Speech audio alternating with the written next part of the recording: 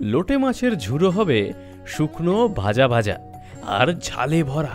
শুধু গরম ভাত পেলেই খাওয়া ব্যাপারটা কিন্তু জমে ক্ষীর। লোটে মাছ আমরা আগেই পরিষ্কার করে এনেছি, তাই সব মাছের পদের মতো লবণ আর হলুদ দিয়ে মেখে নেব। পেঁয়াজ ঝিরিঝিরি করে কেটে নিয়েছি। পেঁয়াজ যত পাতলা হবে তত তাড়াতাড়ি রান্না হবে আর কি। 2-4টে কাঁচা লঙ্কা কুচি মন মতো নেব, যেমন ঝাল খেতে পছন্দ করো সেই মতো দিতে পারো। একটা বড় টমেটো নিয়ে কুচি করে কেটে নেব। ভাজা আর ঝালের মেলবন্ধন ঘটায় ঝাঁঝ, তাই আমরা ব্যবহার করি ঝাঁঝে ভরা সারফা কাচ্চিখানি মাস্টার্ড অয়েল।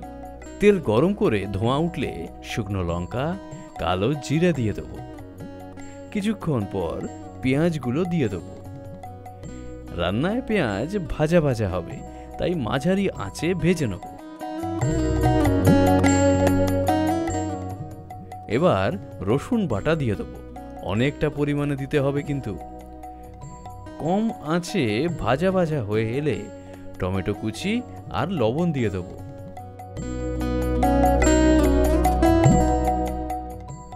টমেটো গলে গেলে গুঁড়ো মশলার মধ্যে হলুদ গুঁড়ো আর শুকনো লঙ্কা গুঁড়ো দিয়ে দেব।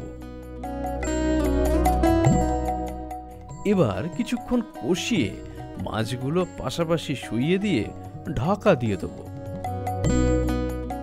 ধিমি আঁচে রান্না করলে মাছ একদম নরম হয়ে আসবে। তখন কাঁটা আর চামচ দিয়ে মাছের শির দাঁড়াগুলো বের করে নেব। অনেকে আবার কাঁটা বের করেন না, কিন্তু আমার আবার ওই খেতে বসলে মুখে কাঁটা বাঁধলে সেটা আবার ঠিক পছন্দ নয়।